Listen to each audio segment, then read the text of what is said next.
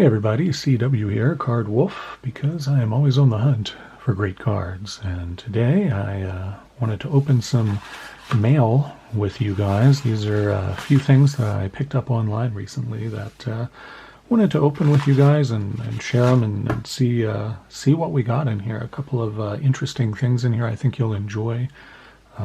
Before I do that, I hope you guys are having a good week. I hope your Thursday is going well.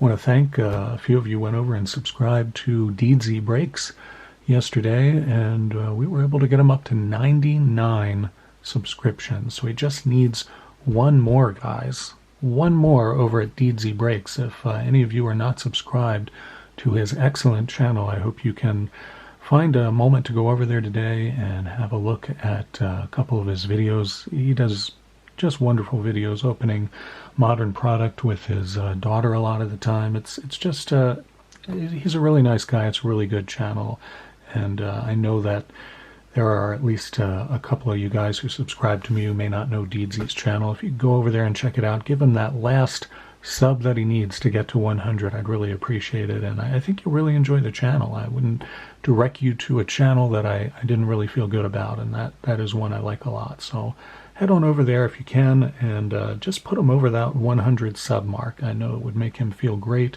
and it would make me feel great too. So let's go ahead and get into these and see what kind of wacky stuff Card Wolf has been picking up online. This one is the results of a break I participated in. I don't do that very often, but let me get the scissors out and get into this while I talk about it.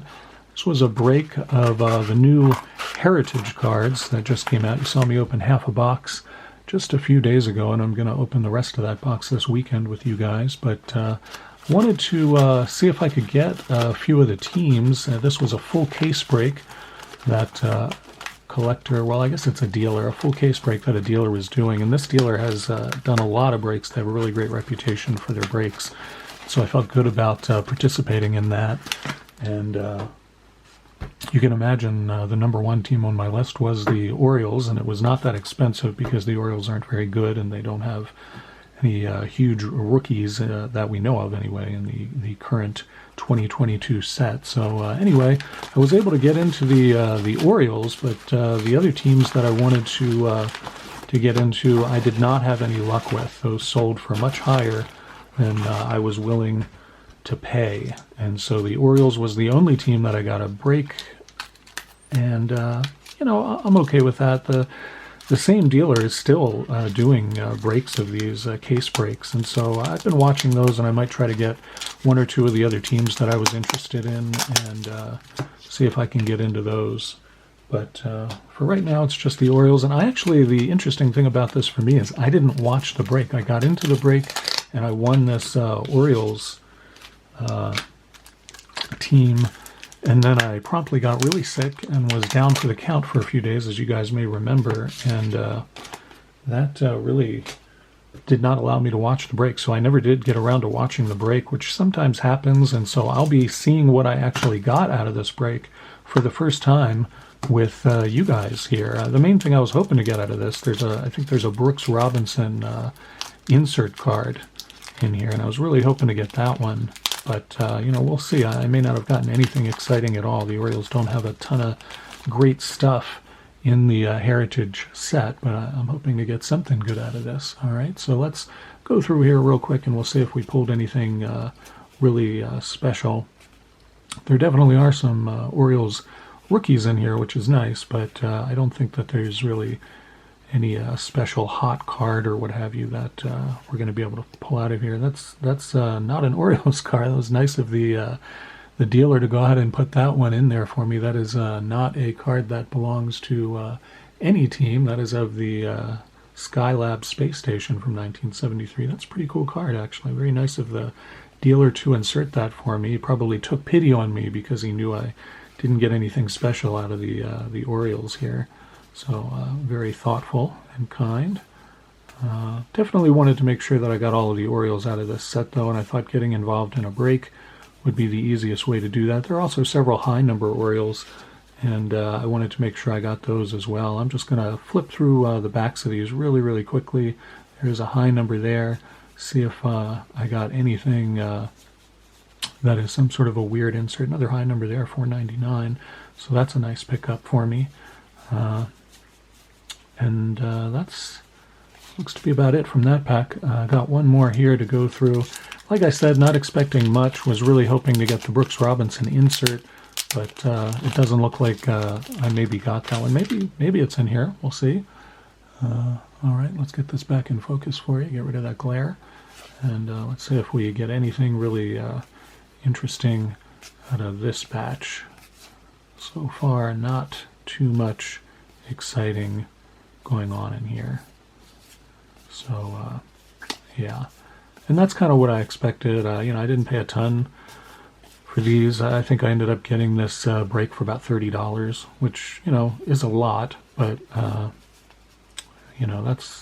that's often the price of getting into these. The teams I really wanted to get went for way more than that. I wanted to get the Angels, and that one went for over $170, which was way out of my price range for this kind of a break. And I think if I wait a little while, all of the excitement over the newness of that set will wear off and the breaks will come down in price if I wait a little while. So anyway, that was not as exciting as I hoped it would be. Really didn't get the card that I was hoping to get out of that, and doesn't look like I got any kind of special little insert or error card or anything. I did get a satellite out of it, though, which I plan to launch a little later today to really initiate the global domination of the Card Wolf network. Yes. All right, this one is 2 cards that I bought. They were on auction, and a lot of the other cards that this person had put up on auction from their collection went for quite a bit. I threw bids on these, very low bids, hoping, I'm going to get the scissors for this again, hoping that I would get them for a low amount of money, and I did. So that was exciting. And these cards are vintage, and I think that they're pretty good ones. First time I'll be seeing these as well. These are both from 1968, and they are both league leader cards. All 3 of them Hall of Famers on each card. All 3 players on each card are Hall of Famers. You can see it's the batting leaders card is Yastrzemski, Frank Robinson, and Al Kaline, and the RBI leaders card is Yastrzemski, Harmon Killebrew, and Frank Robinson. Now, you will remember that this is the year that 1967 was the year that Carl Yastrzemski hit for the Triple Crown, and so it's no surprise to see him as the league leaders here for batting and RBIs. And I'll have to get the home run leaders card for this year as well, so I have the trifecta. Now, the reason I went for these is not just because if you've watched the channel before, you've seen me talk about these types of cards being fantastically affordable gateways into getting some Hall of Famers on vintage cards, and they are. I mean, these were $10 each, which is a steal. The reason that I really went for these, though, was not just because I like to do that, but because these are in really great condition. I mean, I'll bring one of these up closer to the camera so you can get a look at get the glare out of there, and you can maybe get how close can I get this? That looks pretty good. You can kind of see what the corners look like on here. The centering is pretty good as well. Not perfect, but pretty good, and the corners and the edges on these are really sharp. I'll flip this one over for you. You can maybe get that glare out of there. You can get a better look at the corners there. Really nice condition cards. These aren't cards that I think are worth necessarily getting graded in terms of like enhancing their value in that way, but they're cards that I'm really happy to have in my set, not just because has the presence of an Oriole with Frank Robinson on there, but just really nice cards. I've said before, it's a very easy way to get into vintage is to pick up cards like this with Hall of Famers on them, and then you can kind of build your collection from there. So looking at these now, really happy I bought these. They're in great shape, especially for cards that are this old, and it's inspired me to now go out and search for the 1968 home run leader card to match with these and get the Carl Yastrzemski Triple Crown trifecta of league leader cards. So very happy with those. I'll put those over with little Wolfie to take care of those. This last one is another pickup, a very low-cost, affordable sort of pickup that I did of something that I was very interested in. It's a set that came out in the 70s that not a lot of collectors know about, but it's a really, really cool set, and it's something. I'll get the scissors out and talk to you a little bit about what is in here, what this set is, and how come it's not that well known.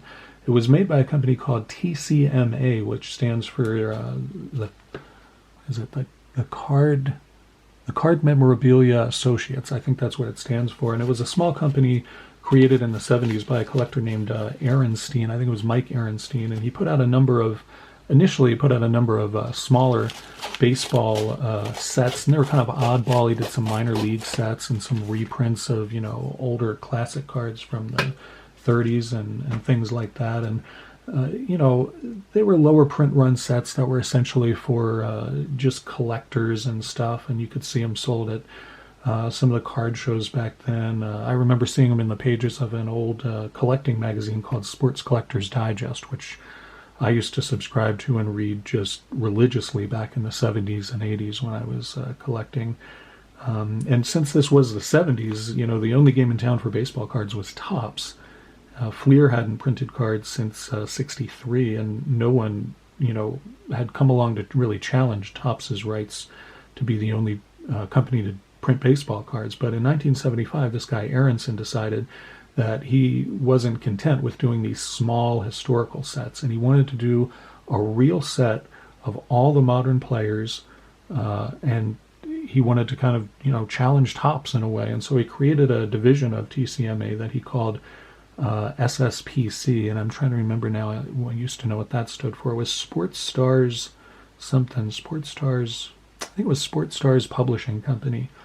And it doesn't matter. Everybody knows it as SSPC. And through that company, he set about to try and print a huge 630 card baseball set to, be a real baseball set that would go out there and, be able to, do as anything that Topps was doing and do better than Topps was doing. And so for the design of this set, Erskine wanted to sort of copy a classic set that he really loved, the 1953 Bowman set, which focused on great photography and had no words at all on the front of the cards, and actually pulled a few of these at random out of my collection so you can kind of get a sense of what he was aiming for. I think this is the Vic Wertz here on top, and then that's Del Ennis, and that's Carl Erskine from the Brooklyn Dodgers. And you can see that these are, there's no words. These are really just focused on great photography, great images of these players. I really like that Carl Erskine one with the shadows and the stadium behind him. It's a really great portrait of him. I don't know what Del Ennis needs with 3 bats, but I guess that's, his thing. That's how he worked out maybe. And then that's Vic Wertz, who was a good hitting slugger from that era. This is 53, so you can see he's with the Browns there, the St. Louis Browns. And when they became the Orioles in 1954, he stayed with them.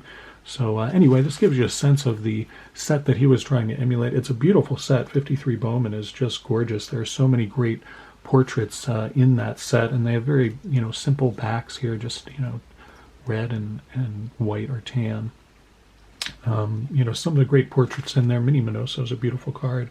The Warren Spahn is another beautiful one. I know I have one of those, but I didn't. I just kind of grabbed these really quickly this morning. And the one that is probably the most expensive card from 53 Bowman is the Peewee Reese card, which is a sideways card, and it has Reese leaping up high in the air over second base over a sliding runner, and just his arm cocked back ready to rifle the ball into first base. So beautiful. It's a posed image. Wasn't taken during an actual game, but it is a beautiful image and a very expensive card, even in very low condition. That's a very expensive card. I think it's probably the most expensive in the set, other than the Mantle or something like that. One that I really remember that I really liked and I've never picked up is the Bob Feller, which is a beautiful image of him out on the mound pitching, and there's a lot of space on the card, like probably half the space on the image is devoted to just the sky. He's out on the mound down here, and then there's the sky behind him, and you see, it looks like there's a storm rolling in. The colors are just really beautiful. I've always wanted to pick up that card. Just love that image, and I've never gotten that for some reason, but that is on my list as one that I really want to get, that Bob Feller from 53 Bowman. It's a beautiful set, and I can see why this guy Erskine liked it so much. So the first thing he did was hire a bunch of photographers to go around and take all the players' images in 1975 for use in his set. And then he went about sort of laying out and printing the cards. And so he did all that, and he planned them to sell. He was planning to sell them through the mail, which he did, and I think, as I recall, he priced them at $10 a set, which even then was very low. You could buy like Topps sets, through the mail for like 1975, 1976. They'd sell for like $25 plus postage, which is insane to think of now. Imagine, if you had bought 10 1975 Topps sets for $25 each and put them away and then pulled them out right now, mint condition sets like that. Just crazy to think about that. And, of course, I could have done that had I had any sense at all. That's what I should have done, but that's not what I did. I don't think that's what anybody did. We didn't know at the time what was going to happen in this hobby. We loved the hobby, and we all had fun with it, and we traded and went to shows and stuff, but nobody was thinking about it in terms of, what is this stuff going to cost 20, 30 years from now? We should have, but not many people were thinking like that then, and I wasn't one of them. So $10 a set was still pretty inexpensive, even at that time. And now the sets, the SSPC sets, I'm going to start getting these out of here, actually. This is a very small lot of those cards that I bought, because it has several of the really great cards in this set that I'm very fond of, actually. The highest priced single from this set is probably the Nolan Ryan, which I'm pretty sure is in here, and that usually sells for about $15 or so dollars.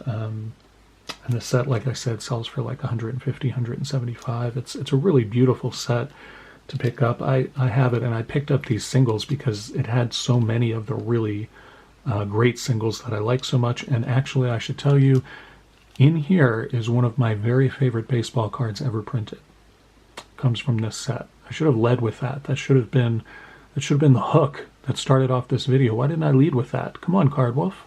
Got to be more savvy about this. Anyway, you'll see that card and you'll think immediately, wow, I might need to own that card. It's that good. It's that good of a card. I know. That's a big thing for me to say, but it's the truth. When you see that card, you're just going to be like, wow, how have I never seen that before? That is a great card. So you'll be seeing that in just a minute. I want to finish telling you about what happened with this set. The problem with it was that it was unlicensed. So before his cards really were able to reach very many collectors, Topps sued him, came down, no way, you can't sell this. We're the baseball card company. You can't sell these. And so eventually they were able to work out an agreement with this guy, Erskine, this collector, and he was allowed to sell through all of the sets that he had printed. He was allowed to sell his inventory, but he wasn't allowed to advertise it. So he had to, sell directly to like sports card shops and collectors at shows and stuff like that. And he also was not allowed to ever reprint it, which he has never reprinted. It's never been reprinted. And you'd think that would make the set more expensive and more valuable than it is, but it hasn't worked out that way. But even though Topps kind of brought down the hammer on this set, it did set a sort of precedent of somebody challenging Topps's rights to be the only baseball card manufacturer at that time, and it really laid the groundwork for Fleer to challenge Topps just a few years later, and that led to the expansion of baseball cards in 1981, which included Fleer and Donruss, and then eventually Upper Deck, and of course many others came after that. So aside from this SSPC set being a really neat set, which I believe it is also, it has some historical importance in the hobby as well. And you can see there's a Mickey Mantle on the back, but I'm going to just take this off camera really quick so I can make sure the card that I'm most excited to show you is on the back. Okay, now I've reorganized it. There we go. Okay, so I'll go through these with you. This is a Pete Rose, as you can see here. And nice, not a bad photograph of him, not too bad. You can definitely see when I hold it up next to one of these 53 Bowman cards, you can definitely see the similarity that I think the 53 Bowmans are a little oversized. You can probably see that there, but you can definitely see the similarity that Erskine was going for, and I think he really captured it. I think many of these are quite beautiful cards. There's the Dave Winfield, and there's the Nolan Ryan. That is probably the most expensive card in this set, and I was able to get that one. And these are all in really nice condition. There weren't a lot of printing problems with this set. You don't see a ton of these like off-center or whatever. You can see these are by and large pretty well-centered cards. There's the Lou Brock, really neat image of him around the batting cage. And there's the Reggie Jackson, another nice image of him with the scoreboard behind him there. And there were also some classic cards in this set. That's the Roger Maris, and he sort of used these to advertise his other sets. He did a set of the 60s, and Maris was in that, and then there's a Clemente similarly from that 60s set. And then there were probably about 10 or maybe a dozen cards in the set where they got two players on the card that were really well suited to be together on the card. This is a really nice one of Catfish Hunter and Nolan Ryan. And this is another, because Ryan's on there, this is another of the higher value cards. This is probably like a $5 or $7 card. Most of the cards in the set, commons or whatnot, are only like, 50 cents or $1 or what have you. And then there's the Mickey Mantle. We saw that there was going to be one of those on the back, and that's a nice image of him too. And then this is the card that right after Mantle here, this is the card that I'm really excited to show you. It's really one of my favorite baseball cards, and you'll see why. George Brett and Al Cowens, and they are just having a good time. George Brett making a pretty fantastic scowly face there, and Al Cowens clearly not prepared for what George Brett was going to do, and just two guys having a really, really good time at the pregame. There's the stands fill up behind them. And, you wouldn't see a card like that in very many sets. I would argue that is the kind of image that you just would not see in very many sets at all. You might see that in like a mid-'80s Fleer set if Fleer really wanted to, kind of go that route. But that's really the only other kind of set that I can picture that card being in. I just really have always loved that card. I think it's a great thing. And this is a very early George Brett card as well. This was, if not his rookie year, it was at the beginning of his second year when this image was taken. So just have always really loved that card, and I hope that you guys are excited to see that and maybe want to add that one to your collection. Another great thing about these SSPC cards is they are great for TTMs. I mean, you can get these cards, and a lot of these players are still alive and still signing, and they just don't have anything on the front of them, and so the signatures come across really very nicely on this. It's good stock too. These are totally solid card stock. So anyway, I thought you might find that interesting to get a little of the history behind a set like this that a lot of people don't know about, and is a beautiful set from the mid-'70s, and a really little-known set with a lot of Hall of Famers and stars in it, honestly, a lot of them. And you saw a good sampling of this. You can see why I bought this lot, even though, I have experience with these cards and have these. Couldn't pass this up because it has some of the best ones in there. The Ryan is probably the most expensive card in the set, and the Jackson is a pretty good one as well. And then this George Brett Al Cowens one is just, love that card. Always have enjoyed that card a lot. So I got this lot for, I think my bid was $8.50. Got this lot for me, and that's less than $1 a card. So, you can't beat that. You really can't beat that. So anyway, that's some of the mail that I have gotten recently from things that I've bought online. I hope you enjoyed that, and I won't take up any more of your time. That was kind of long-winded about the history behind this set, so I apologize for that. Hope you guys are having a good week, and I'll see you real soon. Happy collecting.